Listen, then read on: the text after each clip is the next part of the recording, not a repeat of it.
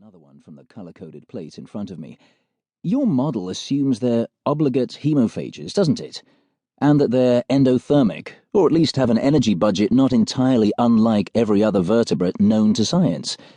What if that's not the whole story? What if they eat Bob? She stopped short of rolling her eyes, but I could see she was bored, and growing more annoyed by the minute. Eat your baby tentacle monsters before they go cold. Mo has an aversion to pseudopods. When we first met, some very unpleasant people were trying to sacrifice her in order to summon an alien horror from beyond space-time. I'd distracted them long enough for the 7th Cavalry to arrive, and sometime after that Mo and I had started dating. But she still couldn't and can't stomach calamari. I cleaned my plate and watched as she finished her soup.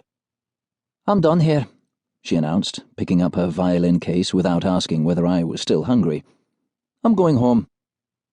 Which is why I didn't get a chance to apologize for dragging Pete into the business in Colorado Springs, or to explain my hypothesis about what vampirism really was and what I was doing about it, or to save our marriage. The name's Howard, Bob Howard. I'm a computer science graduate and IT person, and I work for the British government in London, as does my wife Mo, Dominique O'Brien, who is a few years older than I am, but still, in my opinion, a gorgeous redhead. That's the mundane version, cleared for public consumption. It is also deeply misleading, but it's the version I'm allowed to give to friends and family without being required to kill them, so we'll call that a net win. It's also not entirely false. The secret organisation I work for is commonly called the Laundry, because when it was established in its current form in 1940, it was based above a Chinese laundry in Soho. As Q Department, SOE, it was tasked with waging an occult war against the Ahnenerbe SS. Today, the name may have changed several times, but it's the same organisation, the one you have just been admitted to, if you're listening to this classified journal and your hair isn't on fire due to the security wards on the cover.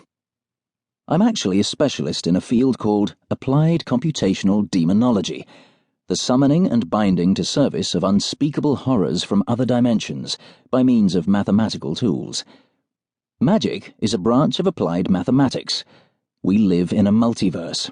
There is a platonic realm of pure numbers, and when we solve certain theorems, listeners in alien universes hear the echoes.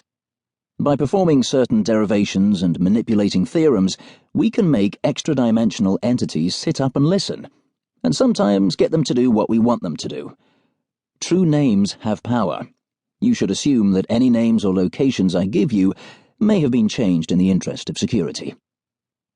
Although ritual magic has been around since the dawn of time, and indeed the Laundry's antecedents go back at least as far as Sir John Dee, in service to Queen Elizabeth, the first under Sir Francis Walsingham, it was first systemised and placed on a concrete theoretical footing by Alan Turing in the 1940s. There are dark rumours that his suicide might have been a deeply misguided attempt to shut down a perceived security risk. If so, it was the organisation's biggest mistake ever. Later on, they took to recruiting anyone who rediscovered the truth by accident, which led, via the mushrooming popularity of computing during the 1980s and 1990s, to an increasingly unwieldy and overstaffed org chart, full of disgruntled CS postgrad researchers and mathematicians. I ended up in this line of work because, once upon a time, my perfectly innocent master's thesis nearly summoned up an undead alien god in Wolverhampton. We will step swiftly past the suggestion that this could only have resulted in urban regeneration.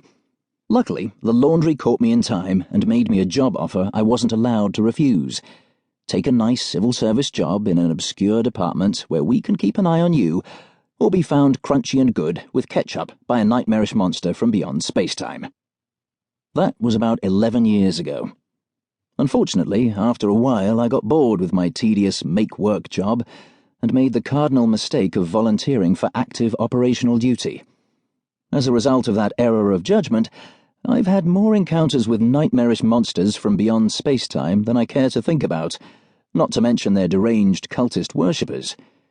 This doubtless sounds very exciting to you, but the committee meetings and form-filling that go with the job are a bit of a downer, and that's saying nothing about the hoops you have to jump through to satisfy the